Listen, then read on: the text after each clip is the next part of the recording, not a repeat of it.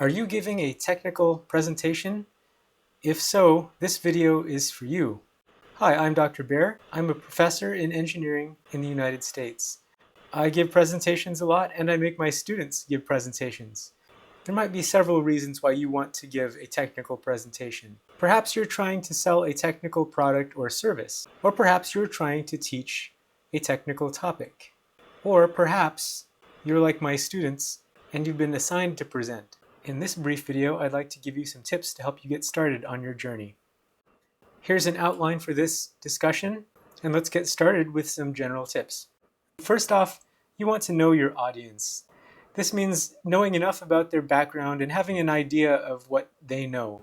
With this knowledge, you will save yourself and the audience precious time by avoiding telling them things that they already know. It also means that you can speak in a more compelling way and make a stronger argument. Steve Jobs was well known for relating to his audiences when he would unveil a new Apple product, and he was very effective at selling these products. Adult learners need context and meaning that give their learning purpose. This makes it more effective. That is why it is helpful to start with a big picture and zoom in on the details.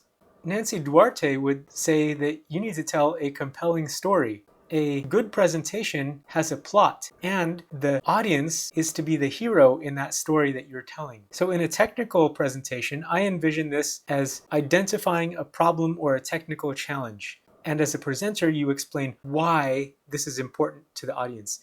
The world is broken because. And then you introduce a solution. And finally, you give a call to action where you make the listener the hero of the story.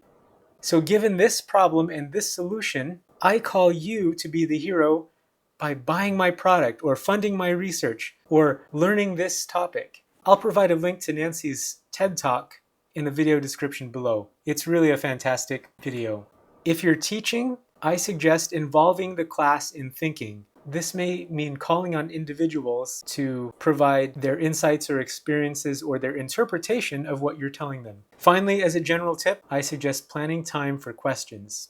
On this slide alone, there are many ideas, and you may not be able to use them all. That's okay. I want you to be able to choose the best ideas that fit in your presentation.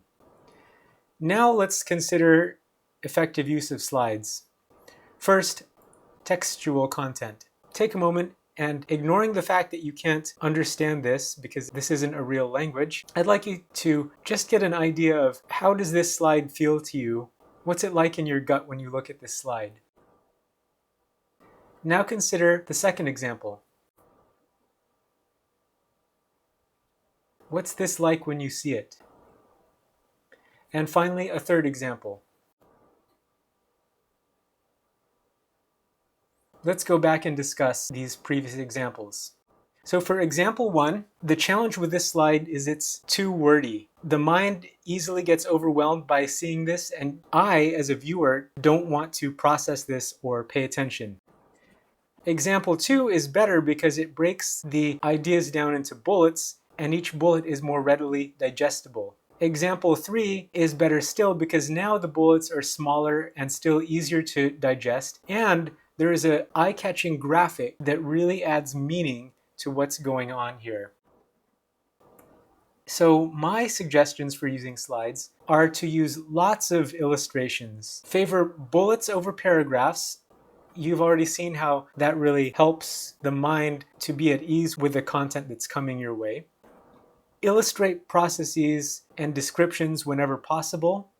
Each slide should have an illustration or a graphic that helps the audience identify with the slide more.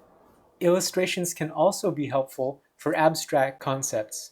Here is what we call a mind map. That's this graphic here. What's nice about this is that it shows how different concepts are related. Now, I'll just point out that the text is too small because it's hard to read. So I would never use this in a real presentation. I would probably simplify it because it has too many nodes right now. That can feel overwhelming. A nice mind map might have only 3 main nodes and two or three branches on each of those. We've heard it said a picture is worth 1,000 words, and I'm sure someone else said it too, but I say a video is worth 1,000 pictures. Here's a closer view of the mind map. Mind maps are excellent for organizing thoughts and relating concepts. Many people like mind maps when they're first learning a concept, so you may find it helpful to use a mind map when you're teaching a concept. Again, this mind map is overly complex. It's probably not good for a brief presentation, but you can imagine simplifying this and using it effectively as a visual outline for a presentation. My next tip is about graphics. This actually is a very hard slide to look at because the dancing banana really catches your eye. And the problem here is that detracts from the other content on the slide.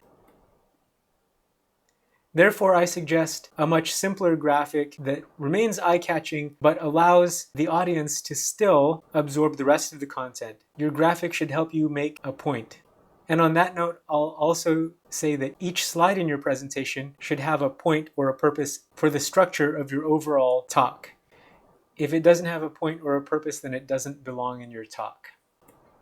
Finally, I'd like to provide some tips for difficult concepts. Sometimes you have to present a topic that you may not know very well. My advice for preparing for this presentation is first perform reconnaissance. Learn the general conceptual layout, maybe from YouTube videos or Wikipedia, but then you want to confirm or solidify knowledge from more reputable sources. So in the world of engineering or the sciences, you want to go to textbooks or review articles, and they will give you more authoritative content. Because sometimes if you find sources on the internet, they might be a scientific journalist who maybe doesn't fully grasp the science behind what's going on.